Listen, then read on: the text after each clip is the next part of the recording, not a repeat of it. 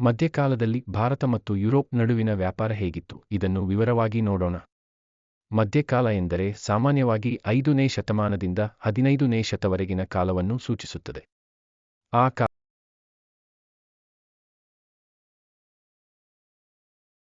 ಒಂದು ಪ್ರತ್ಯಕ್ಷ ಸಂಪರ್ಕವಿಲ್ಲದ ವ್ಯಾಪಾರ. ಮಧ್ಯಕಾಲದಲ್ಲಿ ಭಾರತ ಮತ್ತು ಯುರೋಪ್ ನೇರವಾಗಿ ಸಂಪರ್ಕ ಹೊಂದಿರಲಿಲ್ಲ. ವ್ಯಾಪಾರವು ಸಾಮಾನ್ಯವಾಗಿ ಮಧ್ಯಸ್ಥರ ಮೂಲಕ, ಮಧ್ಯಸ್ಥರು ಅರಬ್, ಪರ್ಸಿಯನ್, ಟರ್ಕಿಷ್, ಇಟಾಲಿಯನ್ ವ್ಯಾಪಾರಿಗಳು ನಡೆಯುತ್ತಿತ್ತು. ಉದಾಹರಣೆಗೆ ಭಾರತೀಯ ಮಸಾಲೆ, ಹಸಿರು ಮೆಣಸು, ರೇಷ್ಮೆ.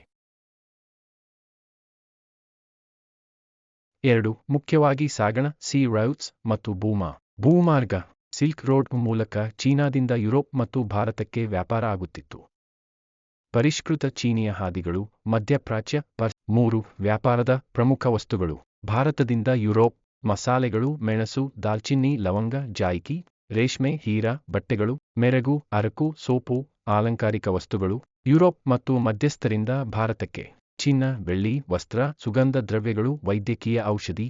4. ವ್ಯಾಪಾರಿಯ ವರ್ಗಗಳು. ಅರಬ್ ವ್ಯಾಪಾರಿಗಳು ಮಧ್ಯಪ್ರಾಚ್ಯ ಮತ್ತು ಭಾರತದ ಮಸಾಲೆ ವ್ಯಾಪಾರದಲ್ಲಿ ಪ್ರಮುಖರು. ಇಟಾಲಿಯನ್ ನಗರ ರಾಜ್ಯಗಳು ವೆನೈಸ್, ಜೆನಾ ಯುರೋಪಿಗೆ ಮಸಾಲೆ, ರೇಷ್ಮೆ ತಂದು ಮಾರಾಟ ಮಾಡುತ್ತಿದ್ದರು. ಪೋರ್ಚುಗೀಸ್ 15ನೇ ಶತಮಾನದಲ್ಲಿ ಸಮುದ್ರ ಮಾರ್ಗವನ್ನು ಕಂಡುಹಿಡಿದು ನೇರವಾಗಿ ಭಾರತ.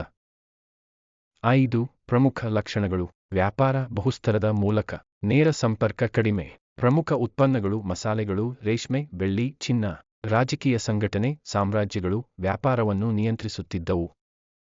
ಇವತ್ತಿನ ಇತಿಹಾಸದ ಕತೆ ನಿಮಗೆ ಇಷ್ಟವಾದರೆ ನಿಮ್ಮ ಸ್ನೇಹಿತರಿಗೂ ಹಂಚಿಕೊಳ್ಳಿ. ಮತ್ತೆ ಭೇಟಿಯಾಗೋಣ. ವಂದನೆಗಳು.